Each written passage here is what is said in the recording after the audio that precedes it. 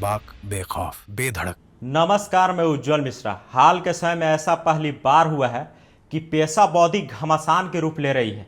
इस राजनीतिक सरगर्मी का कारण कोई बाहरी अथवा विपक्ष नहीं है, बल्कि अबुआ सरकार की समर्थित जमात से ही सरकार के विरोध में बातें उठ रही है।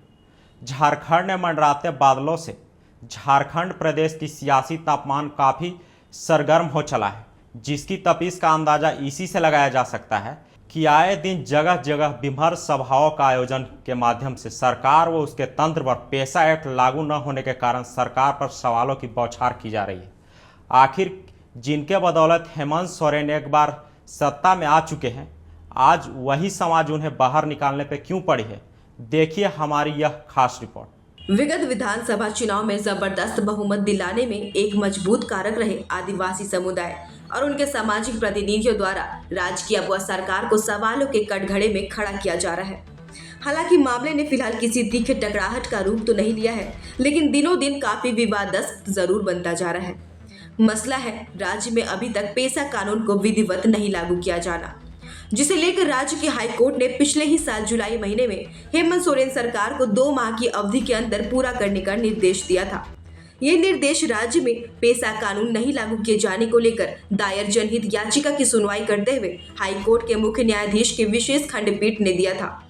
इसके बावजूद अब तक झारखंड में पेशा एक्ट लागू नहीं हो सका। हम लोग घेर नहीं रहे हैं, ये सरकार का 6 साल होने जा रहा है और हम लोग गुमला से पैदल चल करके रांची राजभवन आए हैं और पेशा कानून मांग को लेकर हम लोग आए हैं। लगातार इस प्रदेश में आदिवासी संगठनों के माध्यम से पेशा कानून की मांग लगातार की जा रही है, लेकिन ये आदिवासी मुख्यमंत्री आदिवासी विरोधी काम कर रहा है और चर्च का फायदा पहुंचाने के लिए इस प्रदेश में हेमंत सोरेन के द्वारा पेशा कानून नहीं लागू किया जा रहा है।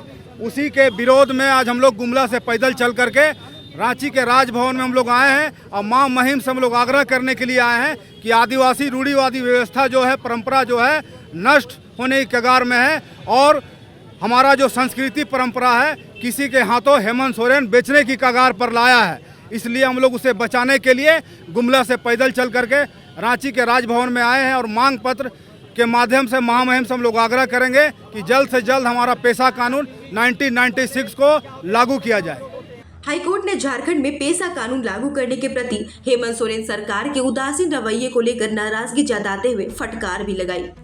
कोर्ट ने अपनी टिप्पणी में ये भी कहा कि पेशा एक्ट को बने 28 साल हो गए, आदिवासियों के हितों के लिए बने झारखंड प्रदेश के भी 25 साल हो गए, पर नियमावली लागू नहीं हुई, जो दुर्भाग्यपूर्ण है। नियमावली नहीं बनने से शेड्यूल एरिया के लोग अपने संवैधानिक अधिकारों से वंचित हो रहे हैं। पी पेशा उपबंध 4 के आलोक में ग्राम सभा स्वायत्त परिषद का गठन नहीं होने के कारण 5वीं अनुसूचित के प्रावधानों के तहत सुरक्षा नहीं मिल रही है। ट्राइबल सब प्लान और DMFT की राशि ग्राम सभा की अनुशंसा के बगैर खर्च हो रही है।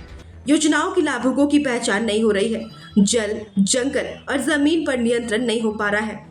जरूरत के हिसाब से योजनाओं का चयन नहीं हो पा रहा है और इसका खामियाजा हम लोगों को उठाना पड़ रहा है। 25 वर्ष पहले पूरा आदिवासी समाज झारखंड को बचाने के लिए बाकी जगहों से अलग किया, बिहार से अलग हुआ, झारखंड को अपनी अलग पहचान मिली।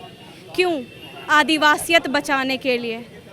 लेकिन आज आदिवासी समाज, आदिवासी का अस्तित्व, आदिवासी की परंपरा, आदिवासी का धर्म स्थल सब कुछ खतरे में है। सपोर्ट आदिवासी समाज अपने अबुआ सरकार को ही की थी। कहीं ना कहीं इन्हें यकीन था, जब हमारे सरकार, जब पूर्व मंत्री रहे उस टाइम जब वो जेल चले गए, तो यही आदिवासी समाज थी जो उन्हें ये कह कर के बाहर निकाला, आंदोलन करके लोगों के मन में जागरूकता बढ़ाई कि जेल का ताला टूटेगा, हेमंत सोरेन छूटेगा।